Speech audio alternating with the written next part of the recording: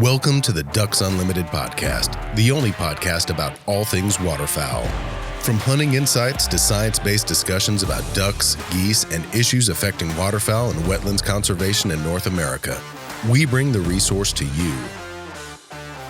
The DU Podcast with your host, Chris Jennings. Today we have another great guest, Phil Bourjaily, the Ducks Unlimited magazine shotgunning columnist, and we're going to be talking about shotgunning safety. Phil, welcome to the show once again. Hey, thank you. Thanks for having me. And now that you've been on the show several times, we can consider you a friend of the show. So now you're just a friend of the DU Podcast. Well, thank you. Do I get anything for that? A handshake when I see you. How about that? We're not allowed to do that anymore right now, but maybe by then. That's true. That is true.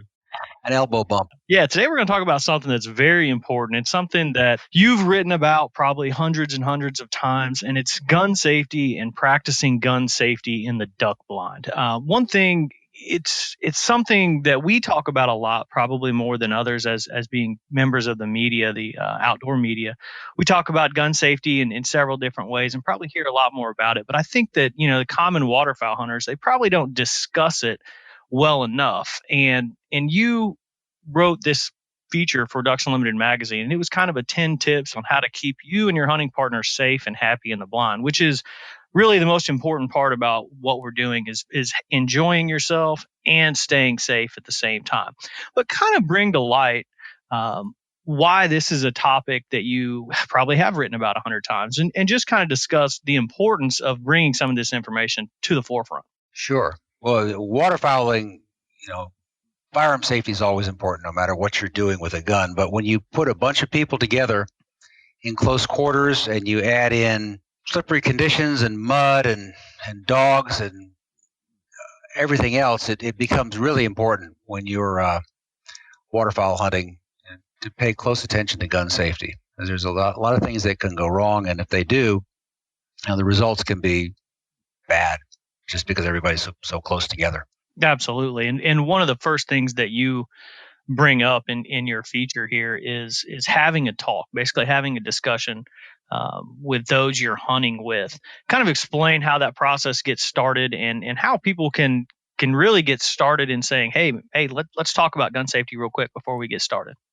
It's kind of the host's responsibility, I think. And it's important for everyone to be on the same page. If you're all close together, everybody needs to be doing the same thing and have the same expectations of what's going to happen if you're sitting down or standing up to shoot, if you're who's calling the shots, when you're allowed to shoot, that type of thing. The more that nobody is surprising anybody else, the safer you're going to be. It's also a good time to talk about etiquette, to talk about whether you're taking turns, whether what you do with bands, whatever.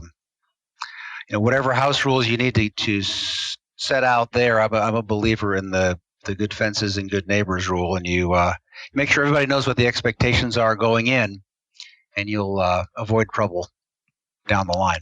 Yeah, I mean, I've been on several hunts where there's that confusing moment when there's ducks over the decoys or coming, and a lot of times they're coming in fast and people are moving around a little bit, and no one really knows when to shoot, and that really puts people in an unsafe situation. And it really is easy just to, hey, let's have this quick conversation and set out the guidelines for what's going on.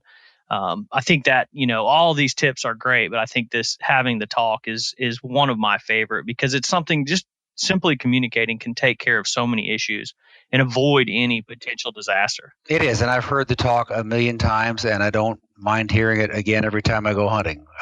It makes me feel like our host or our guide or whoever is in charge has everyone's safety in mind. And it's just it's reassuring to know everybody's on the same page and you're there to have a good time and stay safe. Yeah. And number two is, it's a basic practice gun safety, which covers a million different variations. But, one thing that you mentioned is, there's no reason to add loaded guns into the confusion of settling into like a dark blind or something. Can you kind of expand on that and some of the things that you've done in the past where you've kind of said, hey, let's wait to load our guns or whatever? That's pretty much it. Let's wait to load our guns. You want to be ready at shooting time, because sometimes that's when they come. But there is no reason to be, you don't like to hear that in the dark, hear the sound of somebody loading a gun. You wait till 5 minutes before shooting time. You can tell people, go ahead, load up now. If you're the person in charge, you can tell everyone to keep their guns unloaded until you say it's time to load up, and that's a good way to do it. For me, I'd say 5 minutes before shooting time is when I like to do that, and then that everybody's where they're supposed to be, and they've got their guns in a safe place, and they can go ahead and load up and do that safely. Yeah, there's nothing more worrisome than getting settled into a layout blind or something, and you hear that unmistakable sound of a chamber closing on a live round 30 minutes before shooting time. Like, what are you doing? It's still dark out. Yeah. I've had that conversation many times. Number 3 here on the list is check your barrel. I know some people, in the heat of the moment, birds are buzzing. People are sometimes not paying attention to, 1, where their barrel is, and 2, where their barrel has been, with whether it's stuck in the mud or, got some debris. Kind of expand on that a little bit and talk about, ways to do that safely. Well, again, you do need to know where your muzzle's been and what it's up to and what's its condition. I keep one of those breakdown cleaning rods in my bag so that if there is someone gets their gun plugged up with mud, we can clear it out. I remember there was a time when, before I started doing that, I had to take a gun apart and just hold it underwater and let the current wash the mud out, and it did shoot enough times for me to have a good hunt, but it really didn't want to. But there is that. There's also, I remember a year or two ago, a young man sent me a picture of his muzzle had just peeled back. It was one of those things where he had an off-sounding report. The wad didn't clear the barrel, and then the next shot bursts the barrel. So you need to listen for that too. I know it can be hard when all the guns are going off, but usually you can tell. Usually you don't feel any recoil, and it feels funny. And then actually, in his case, he'd killed the duck he was shooting at, and it's still lodged in his muzzle and blew his gun up. So you have to be careful with that. You'll usually hear a difference in the sound, and that's when you want to make sure your gun's unloaded and then check the muzzle. And the only way to do that is look down the barrel. So you got to make sure that the gun is unloaded first, and then if you've got that rod along, you can go ahead and push the wad or the chunk of mud or snow or whatever it is out, and clear your gun and be safe again. Yeah, I've actually had that before, where you sit up, pull the trigger, and you just get a little plunk little noise, and the shot just kind of rolls out the end of your barrel.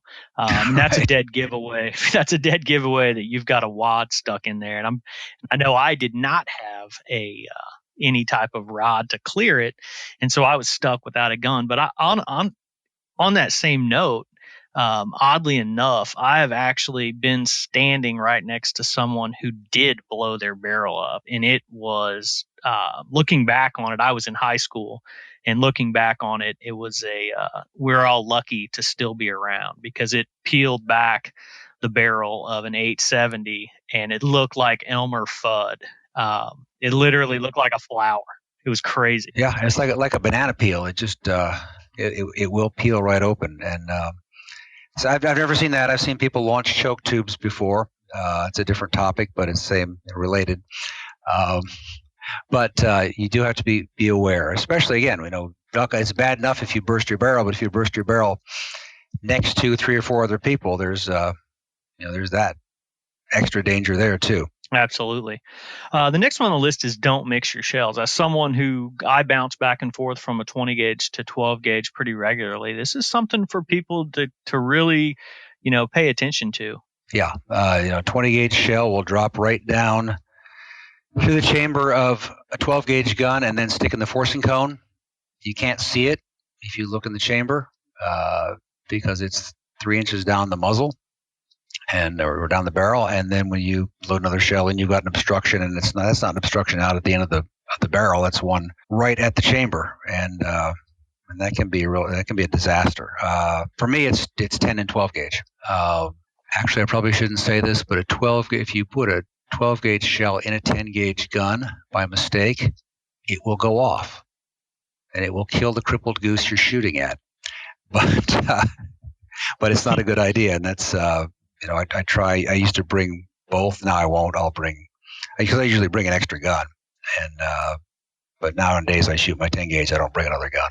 Yeah, that's a totally different game, and that's absolutely dangerous. And what that is really just people paying attention to what they're doing. One of the best parts about waterfowling is the excitement and the energy that goes into it. But it's something that a simple 12, 20, 10 gauge mix up of shells is something that can be disastrous for sure. Yeah, and now it's it's not just you, because you can grab somebody else's shells. It gets exciting when there's birds coming in, or birds on cripples on the water, or whatever it is that you need to load your gun and keep shooting. And you need to be careful and really be sure that you are putting the right shells into your gun. And I've also seen a 3.5-inch shell in a 3-inch gun will not blow it up, but it will stick. I've seen that. You pretty much have to, if you don't have something to pound it out with, you pretty much have to take the gun apart and pry it out somehow. But it is better not to do that in the first place. Yeah, stay away from that. Next on the list is pay attention to your muzzle. And we kind of talked about this a little bit already, but in the heat of the moment, in the excitement, people tend to swing a little further than they need to. And just kind of talk about that. And this kind of leads into the next one as well, know your zone of fire. So we can kind of knock out both of these, but kind of talk about the importance of that. Well, the example I gave in the column, I took as a new hunter, a young man, and I never even thought that somebody could get up out of a layout blind, turn around, and shoot behind my head fast enough to shoot at a duck. But yeah, it can be done, and it's pretty alarming when it happens. And that's one where the talk about zones of fire is the pre-hunt talk would have solved that problem. And I said, it never even occurred to me that someone would do that. But yeah, they can. So I have that talk, and besides endangering people by pointing your muzzle at them, what's common in waterfowl hunting and is having someone set off a gun too close to your ears, and that can cause permanent damage. I always, and ever since I first started hunting, I have worn hearing protection after a really bad early experience, and that helps a lot. Somebody sets a gun off near my ear, I can usually just say, "Hey, don't do that again," rather than falling to the ground holding my ears. But you have to be careful. And you don't want to, and it's certainly possible to shoot past people and to endanger somebody. But also, it's much more common to endanger somebody's hearing, and that's not good either. Yeah, and we kind of talked about it offline, but the different situations that you're hunting in can really make a difference of knowing your zone of fire or maintaining that zone of fire. I tend to hunt quite a bit in pits, that's very typical in Arkansas and Mississippi. A lot of metal pits, and that bell ringing is unbearable sometimes, and some people you have to stop and really explain to people like, man, you need to stay in your lane, or right. It's going to be bad for everyone on each side of you. And I know you hunt from layout lines a lot, so that's that example that you shared makes a lot of sense. And sometimes it's just that communication level where you're saying, hey, don't shoot past this, don't shoot past this. But it's a good thing to remember. Unless you're the person on the end of the line of layout blinds, you don't want to be shooting over the other blinds at the bird that's sliding off the decoys to one side or the other. That's the person on the end gets that shot, nobody else. Otherwise, you just start ringing ears. Yeah, that's tough for some people, especially younger hunters, to not take the shot. People are, shooting's fun. Hey, that's what we're out there to do. And people tend to get overly excited and swing too far. I'm not going to say I've never done it, but I'm very, very conscious of it, especially hunting in pits. I know that I personally don't like my bell rung any more than the next guy. So I'm very conscious of it. And it's something for all hunters to discuss when they get in. And again, we're going back to number one. Let's just communicate. It's easy to avoid. Yeah. And I'm going to say too, a lot of people don't like to wear earplugs in the blind because they want to be able to hear themselves call, and they want to hear the jokes and everything else. I always do. If I think I'm going to shoot a lot, I'll wear foam earplugs. And if I think that if I want to hear a little better, I wear those Lee Sonic ear valves. I found a place that still sells those. Or Mm-hmm. a lot of the electronic muffs and earplugs that you can get now will let you hear everything and still protect your hearing. And it's especially for waterfowl hunting, it's a really good investment. I've been really careful with my ears, I say, for 40 some years now. And I'm not getting any less deaf, but I noticed that my friends are way deafer than I am. So, I know I'm doing something right. Even younger friends, younger people I hunt with don't hear as well as I do. So it really does work, and it pays off. And it may be you can't hear everything as well in the blind, but it's worth it to be able to hear other things when you need to be able to hear. Yeah, and that you made a good point that the advancements in electronic hearing protection are tenfold what they were 15 years ago. I mean, we've got some now that I can list off 5 or 6 different various pairs that I've used, that tried, and people are like, "Hey, it's not comfortable. I don't like wearing it with a hat. I don't." There's always an excuse, Right. but the reality is, like you said, it may be worth being able to hear at the dinner table 10 or 15 years from now. And or a crowded room. That's the worst. That's the only place I have trouble. But absolutely, it's important.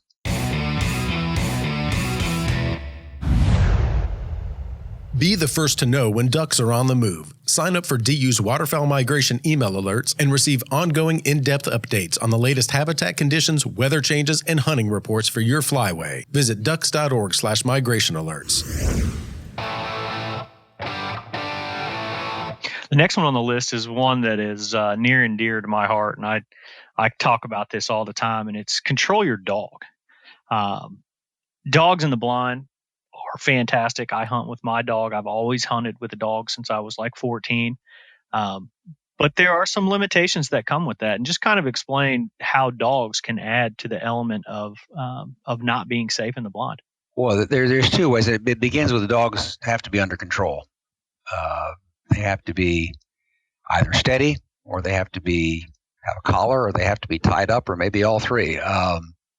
Because dogs, every year you see those headlines: dog shoots hunter, and somebody put their gun down on the ground or in the boat or whatever, and the dog is, dog doesn't know what a gun is, and the dog is walking around, and they can somehow, they step on the gun, maybe take off the safety and pull the trigger, and somebody gets shot.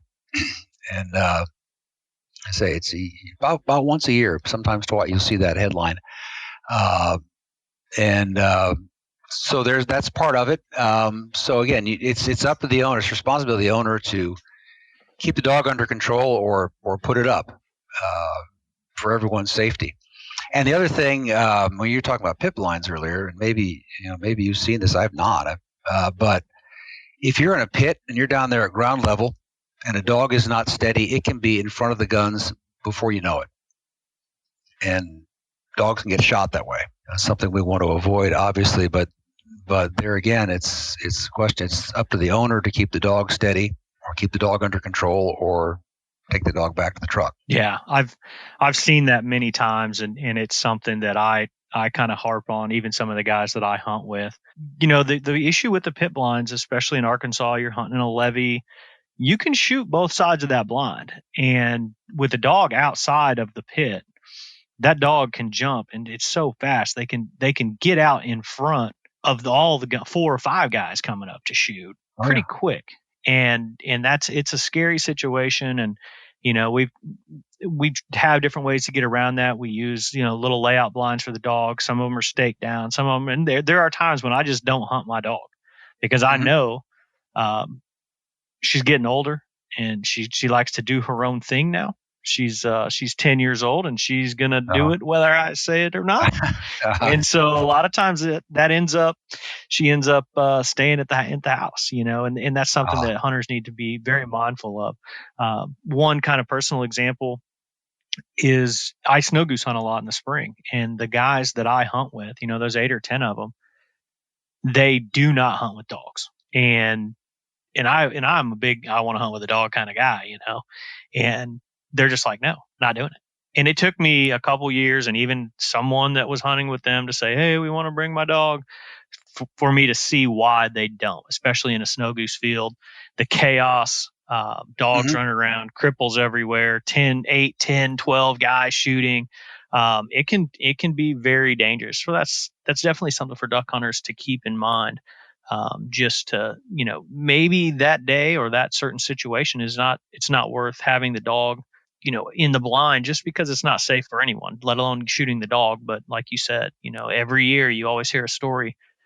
Somebody's dog stepped on a trigger, and it's a bad deal. I think we kind of touched on the next one. It's hold your fire when dogs or hunters are out in the decoys. But this is a good topic because people get very anxious to shoot a cripple. And can you kind of talk about some of the different ways to, especially even communicate this to people? For sure. If my rule is pretty simple. Is the dogs, if there's a dog, I let the dog's owner shoot the cripples, or I ask before I shoot. Because what you don't want is people up and shooting. When dogs are going and breaking and going out into the decoys, shooting in front of a dog's nose, try to shoot a duck. It seems like a good idea at the time, maybe, but it's not. And so I say that's up to the dog owner. And the other thing, where to go back to hearing. If you are the dog's owner, and sometimes you'll go out and take your gun out with the dog, just if you got a bunch of birds down or whatever, and you want to make sure you get them all picked up quickly. If you shoot right over that dog's head while you're out in the water, you'll deafen the dog. You'll shorten its useful life too. If you do that a lot of times, and a dog with permanent hearing damage can't always hunt. They can't hear you, and that's something to be concerned about too. Besides not shooting a dog, you don't want to shoot over a dog's head. And that same goes for. It should go without saying that the same thing applies with people, but I've seen it where I remember one time, again, it was a pit blind. The guy was out front. I can't remember if he'd been retrieving ducks or if he was rearranging decoys or whatever, but he was standing right in front of the blind, and a bunch of birds came in, and I was a shot caller, and I didn't, I wasn't going to call that shot, but somebody stood up and shot right past this guy's head, right in his ear.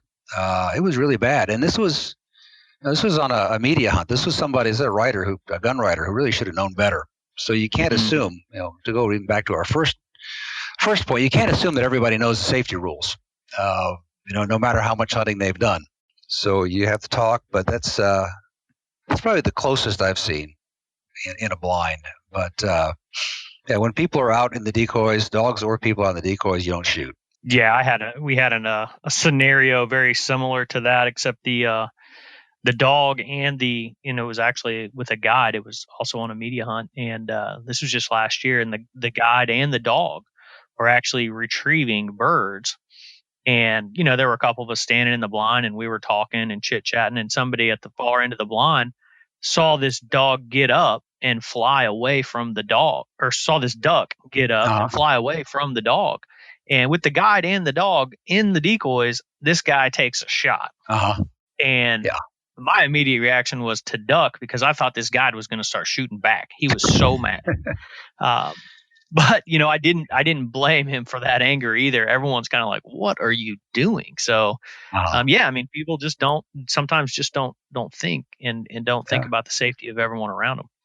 You don't want to lose a bird, but it's a lot better to lose a bird than to shoot somebody or shoot a dog. Absolutely. Now, the next one is mind the shot caller. We've kind of touched on this several times. And again, a lot of it is communication. A lot of it is just being safe, knowing who and where and what everybody's going to be doing at the time of the moment that we all kind of wait for the chance to take a shot at a bird, but kind of expand on some of the safety mechanisms involved in minding the shot caller. Well, again, it's everybody's together. You want everybody doing the same thing at the same time is what it amounts to. If people are popping up and shooting unexpected, it can be dangerous. And it's also just, it's not polite either. So I'll always ask. And it's funny, sometimes you'll ask, talk about on layout blinds, I've had ducks hanging off my feet, 10 yards from the blind, and I haven't done it. And finally I say, hey, can I shoot this duck over here? And, the shot caller hasn't seen it yet. And so, they see that. So, yeah, I just make it a practice to ask. If I want to take a shot over the top, I'll ask somebody. That's when, if you have a couple people have that idea at the same time and one wants to sit down and one wants to stand up, it can be dangerous that way. So I'll just ask, let me shoot this duck. Yeah, Sometimes that goes back to just communicating. We've talked about that, and I had a scenario very similar. It's same hunt last year, and it was probably one of the, I'm not going to mention who or where, but probably one of the best mallard hunts I'd ever been on, and we had probably 75 or 80 mallards just cupped up coming in, and the guys who were calling were kind of talking the process through, like, all right, hey, let these 2 over here land. We're going to, we've got these 8 coming in from the right, this big wads coming in on the top. And one of the guys in the blind just jumps up and starts shooting. And not only is that unsafe, but like you said, it's not polite. It ruins them. Like I said, it was the picturesque, big wad of mallards coming in. It was unbelievable. And someone just jumped up and made a knucklehead decision. And I know he caught hell for it from all of us, but it's something that I would think that he would definitely never do again. Yeah, you'd hope not. It's just bad manners, especially, Yes. We've all been doing this for a while. There's no reason to shooting a duck isn't worth wrecking a hunt or getting people angry at each other. And we're supposed to be there to have fun, and usually it's more fun if everybody's acting like they're part of the team. Yeah, absolutely, and that really leads to the last example that you brought up is to speak up, and one, speak up about what's going on, but also speak up if you see somebody doing something unsafe. It kind of just expand on that and how you, and if you've had any examples where you've had to say, hey man, you got to chill out. It's not worth it. Yeah, it's happened to me more upland hunting than it has waterfowl hunting. And you don't like to do it because some people take it fine and some people don't. I went, this is a bird hunting example, but I went, was grouse hunting with a guy who'd been in the Marines for quite a while. And so he wanted to carry his gun the way they trained them to, with the, across the front of his chest with the muzzle pointing down. And the first time he swept that past a dog, I had to say, hey, can't carry a gun like that anymore. You're going to shoot a dog. And he took it really well. Another time I had somebody shoot over my head in the field, and it was a big group and we didn't know each other very well. And actually I liked this guy. And the reason I said something to him was because I did like him. If I didn't like him, I just would have avoided him for the rest of the hunt. Yeah. But I told him, that was a little bit, that shot was kind of borderline towards me, and poor guy was just crushed. He felt terrible about it. He avoided me for the rest of the hunt. I felt bad, but what can you do? I try to be tactful, and I don't yell at people or anything, but it's not fun. But you kind of have to do it to keep everybody safe sometimes. Yeah, and it's not a bad idea to say something. I know just in that example that I gave where a certain individual had shot early, he had done several other things that were questionable, and I basically just said, I'm not hunting with him. And the last day of that hunt, there were 6 or 7 people kind of piled into the blind, and I just said, man, I'm going to sit out here and just take photos, because things had been said to him. He was unaware, maybe, I'm not sure. But sometimes you just have to say something and maybe take action. And that's what I did. I just kind of stepped out of the blind. I was like, I'll just sit out here and shoot photos this morning, because I don't want to, it's not worth, 1, being injured, 2, having to deal with it, or, having to say something over and over and over again until you get into an altercation where, it's, again, we're shooting ducks. It's supposed to be fun. It's not some kind of competition or anything. But some people can get their feelings hurt. But I think that's a good, like you said, in your scenario that you gave, you said something to the guy. He didn't seem to be mad, but he avoided you. Hey, problem solved, one way or the other, right? Right. Well, Phil, this has been a great conversation, and I hope that people take away from this something more than just, hey, this is, we're out here shooting ducks and doing this, and take away the fact that maybe this season, opening day or whenever you get a chance, you sit down with your hunting partners and say, hey, let's talk about this. Let's make sure that everything is safe. And do you have anything else that you want to add that, that people should be thinking about? Specifically, we worry about guns a lot, and it's good. The more we talk about it, the safer it gets. But there's a lot of other things in waterfowl hunting that can be dangerous too. When you start dealing with cold water and cold conditions and that type of thing, that's what actually scares me more than guns. So you have to be careful with that too. Especially, I hunt alone a lot. I hunt late season a lot, and a lot of times that's more my safety concern too. So it's not just the guns we have to be careful about. In fact, the only person I know who died duck hunting died of hypothermia. So, and it was just his boat got away from him, and he kept going out a little farther to try to grab the line, and the water got over his waders, and he died. He was hunting by himself. So there's we talk a lot about the gun safety, and we should, but there's other things to you have other ways you have to be safe too when you hunt ducks and geese. Absolutely. We could probably do 10 different episodes on the various conditions and safety precautions that people should take, especially when you get into boating. I hunt flooded timber a lot. There's issues there.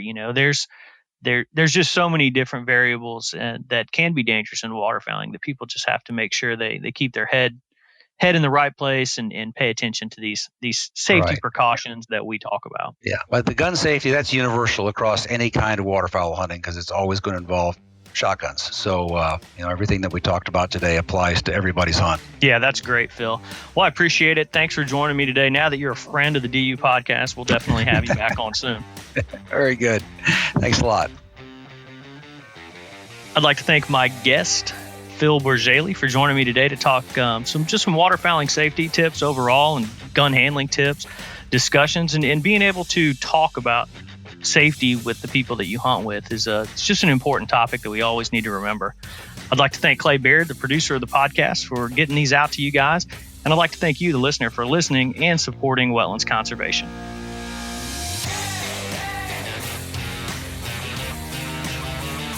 Thank you for listening to this episode of the DU Podcast. Be sure to rate, review, and subscribe to the show and visit www.ducks.org/DU Podcast for resources based on today's topics, as well as access to more episodes. Opinions expressed by guests do not necessarily reflect those of Ducks Unlimited. Until next time, stay tuned to the ducks.